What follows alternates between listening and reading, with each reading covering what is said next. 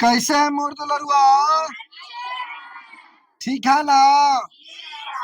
Homework दिए थे याद करके लाने के लिए, याद करके आया है? चलो सुना दो बेटा।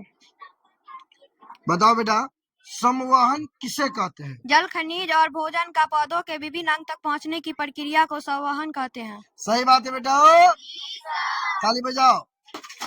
नेक्स्ट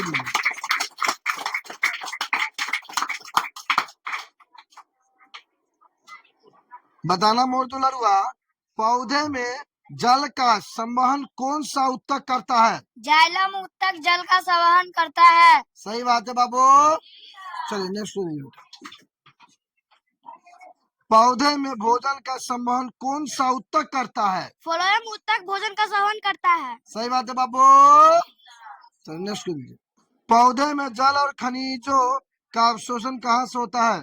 पौधे की जड़ें जड़ों के मूलों में से जल का बैठ बैठ बैठ। चलो बेटा, विसरण किसे कहते हैं? द्रव का ऊंचा सांद्रता से निम्न सांद्रता की ओर जाने की प्रक्रिया को विसरण कहते हैं। सही बात है बाबू। चलिए नेक्स्ट कीजिए। वाष्पोत्सर्जन की क्रिया कब बढ़ जाती है? तापमान बढ़ने से वाष्पोत्सर्जन की प्रक्रिया बढ़ जाती है। अरे जितना गर्मी होता है वाष्प से निकलता है ना पानी में से। तो वही क्वेश्चन कह रहा है, वाष्पोत्सर्जन की प्रक्रिया कब बढ़ती है? जब तापमान बढ़ने से वाष्पोत्सर्जन की क्रिया बढ़ जाती है। चलिए नेक्स्ट कीजिए। रंध्र किसे कहते हैं? पत्तियों में पाए जाने वाले छोटे छोटे छिद्रों को रंध्र कहते हैं। पत्तियों में छिद्र पाए जाते हैं में छोटे छोटे, उसको क्या बोलते हैं? रंध्र बोलते हैं। ठीक है नेक्स्ट कीजिए बेटा।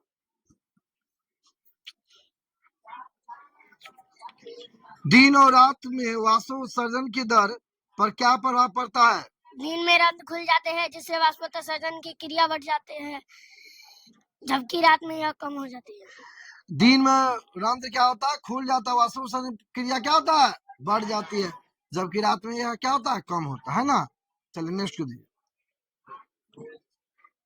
वाष्पोत्सर्जन को प्रभावित करने वाला एक कारक क्या है? तापमान वाष्पोत्सर्जन को प्रभावित करता है। तापमान वाष्पोत्सर्जन को प्रभावित करता है। चलो नेक्स्ट कीजिए।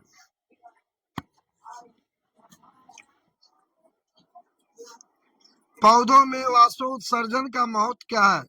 वाष्पोत्सर्जन द्वारा पौधों के अतिरिक्त जल बाहर निकल जाता है, जो उनके लिए आवश्यक है। सही बात है बाबू।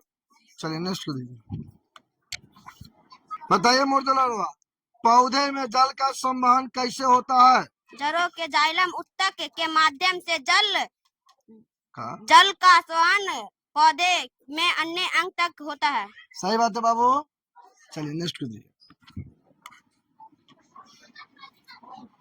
फ्लोएम ऊतक का क्या कार्य है? फ्लोएम ऊतक पत्तियों द्वारा बनाया गया भोजन पूरे पौधे में पहुंचाने का कार्य करता है। चलिए वेरी नाइस। नेक्स्ट कर दीजिए। वाष्पोत्सर्जन की प्रक्रिया में कौन से अंग शामिल होते हैं? पत्तियों के रस वाष्पोत्सर्जन की प्रक्रिया में शामिल होते हैं। चलिए वेरी नाइस। नेक्स्ट कर दीजिए बेटा। पौधे में वाष्पोत्सर्जन क्यों आवश्यक है? पौधों में अतिरिक्त जल को बाहर निकालने के लिए वाष्पोत्सर्जन आवश्यक है। चलिए वेरी नाइस। नेक्स्ट कर दीजिए। विसरण प्रक्रिया किसमें होती है?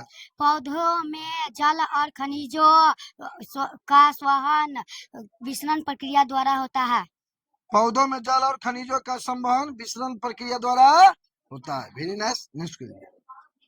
जाइलम और फ्लोएम में क्या अंतर है? जाइलम जल और खनिजों का संवहन करता है, जबकि फ्लोएम भोजन का संवहन करता है। चलिए वेरी नाइस। नेक्स्ट कर दीजिए। पौधों की जड़ों में कौन सा हिस्सा जल और खनिजों को अवशोषित करता है? जड़ों के मलरूम जल और खनिजों को अवशोषित करते हैं। सही बात है बाबू। चलिए वेरी नेक्स्ट कर दीजिए। वाष्पोत्सर्जन की दर हवा में प्रभाव में कैसे बदलती है? हवा बहने से वाष्पोत्सर्जन की दर बढ़ जाते हैं। चलिए वेरी नेक्स्ट कर दीजिए। वाष्पोत्सर्जन किस मौसम में अधिक होती है? गर्मियों में वाष्पोत्सर्जन अधिक होता है। चलिए वेरी नेक्स्ट कर दीजिए। पौधे में सूर्य का वाष्पोत्सर्जन पर क्या प्रभाव होता है? सूर्य के कारण दिन में रंध्र खुल जाते हैं, जिससे वाष्पोत्सर्जन की दर बढ़ जाती है। सूरज के कारण ही दिन में पौधे के पत्तियों का रंध्र क्या होता है, खुल जाता है, जिससे वाष्प उत्सर्जन बढ़ जाता है ना। चलिए नेक्स्ट कीजिए।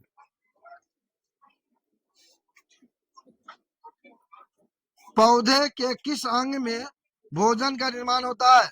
पत्तियों में भोजन का निर्माण होता है। चलिए नेक्स्ट कीजिए।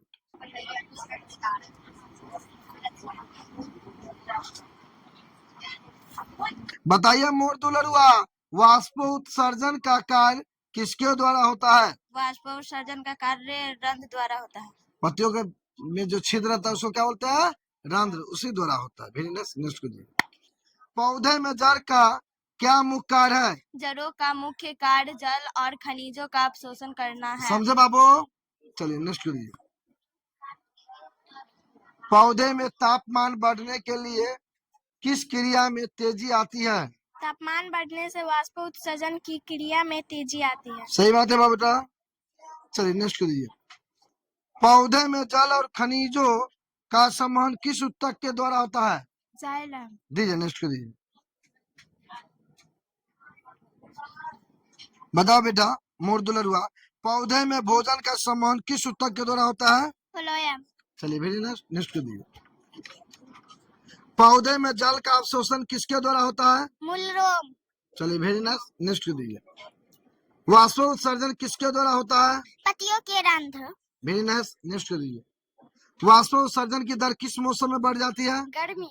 चलिए वेरी नाइस, नेक्स्ट कीजिए बेटा।